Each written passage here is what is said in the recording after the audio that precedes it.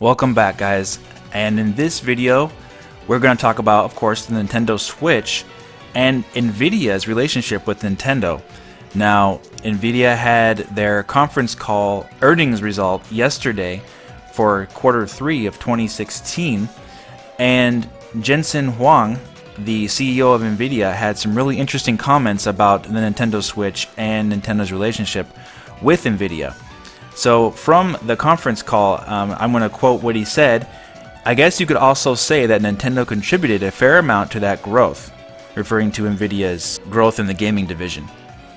He says, and over the next, as you know, the Nintendo architecture and the company tends to stick with an architecture for a very long time. And so we've worked with them now for almost 2 years. He says almost 2 years, so less than 2 years. Several hundred engineering years have gone into the development of this incredible game console. I really believe when everyone sees it and enjoy it, they are going to be amazed by it. It's really nothing like they've ever played with before. And of course, the brand, their franchise, and their game content is incredible, he says. And so I think this is a relationship that will likely last 2 decades, and I'm super excited about it. So let's go over a little bit what he says here. He says that once Nintendo picks an architecture, they usually tend to stick with it. You know, as we know with AMD, Nintendo stuck with AMD basically since the Nintendo 64. They've been with them the entire time. Now they've gone with Nvidia. But of course, when you're dealing with PC games, AMD and Nvidia, they both run the same games. They just have different drivers and they do a little bit different things, but they can run the same content. So it is a different architecture, but AMD and Nvidia are not completely different in regards to running games. Certain engines do run better on Nvidia, and certain engines do run better on AMD, APIs, what have you. But for right now, Nintendo has gone with Nvidia for the Nintendo Switch. And he brought out the point that Nintendo tends to stick with that architecture for a very long time, which is true. So of course we'll see how it works out with Nvidia. Then he goes on to say that they've been working with Nintendo for almost 2 years. So it's been less than 2 years that Nvidia has been working with Nintendo on the Nintendo Switch. That doesn't mean that the planning hasn't been less than 2 years, because that would be kind of crazy, right? Nintendo themselves said that they always plan and start developing their next console or next game device after the release of the current one. So the Wii U was released in holiday 2012, and Nintendo even said at the time they were already hard at work on their next console. And in 2013, in the investors meeting for Nintendo, Iwata made those famous quotes about multiple devices, family devices, future home console, future handheld, that kind of stuff in 2013. So likely Nvidia started getting involved possibly the end of 2014 or the start of 2015, all the way to now to the end of 2016. So who knows what has gone on in between 2012 to 2015. So a lot of plans Nintendo could have had. Maybe they changed plans, maybe they've done some different things.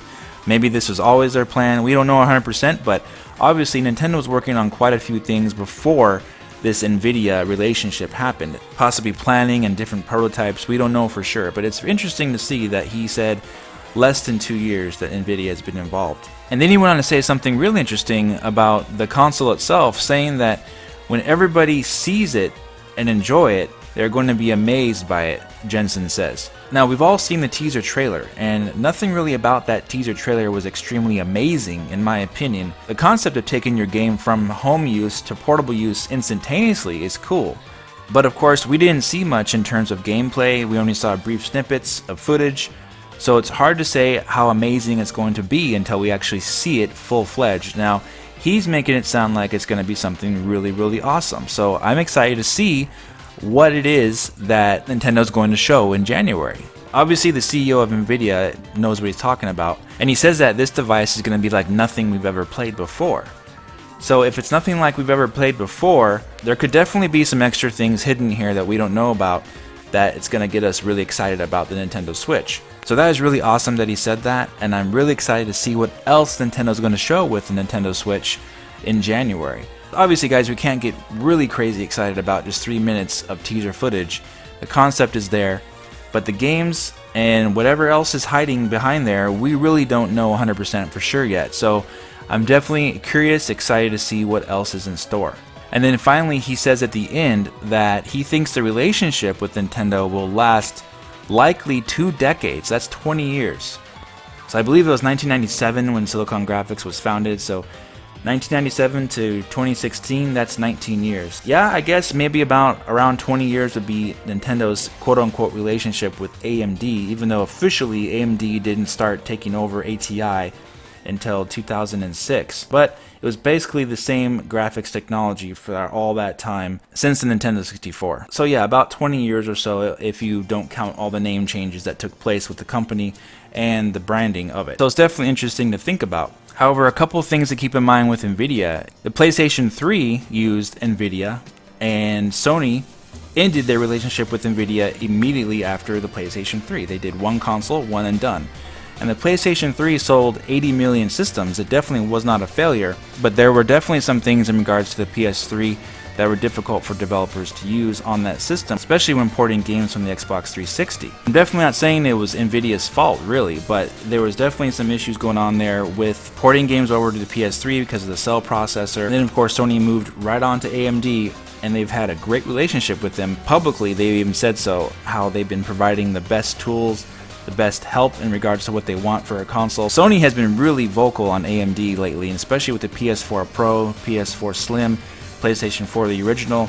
They've been saying publicly, there was an interview on Eurogamer recently about how great it has been for them to work with AMD and how AMD is right there for them. Whenever they need help with something, they're right there to assist them with it. They've basically been singing their praises. So if the relationship was that good with Nvidia, I think they would have stayed with Nvidia for the PlayStation 4. And look how much the PlayStation 4 is selling now. So Nvidia definitely lost out on a lot of revenue there.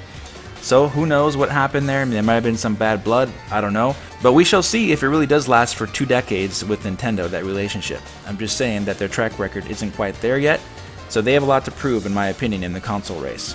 AMD is already a proven commodity. We know that they've done outstanding in home consoles. So Nvidia, now is your chance to shine as a home console manufacturer. So we shall see how great it's going to be. So that's going to do it for this video, guys, but before I go, I want to give a shout out to a new YouTuber by the name of SpawnWave. He started his channel at the end of September of this year, and he has close to 1,000 subscribers, and I believe just a few days ago he had like 500, so his channel is growing pretty quickly already. But if you haven't checked out SpawnWave yet, go check it out. I'll leave the link in the description. Subscribe to his channel. He has some great tech discussions about Nintendo and the Nintendo Switch, and some really good insight. I think he might have some experience with some of this stuff. I haven't checked out all his videos yet, but from what I've seen, I really like it. And if you like my content, you'll like his, and I really appreciate it when guys do their research and they speak intelligently. And SpawnWave is definitely one of those kind of guys, so I fully support that, and I support his channel and getting started. So give him some support.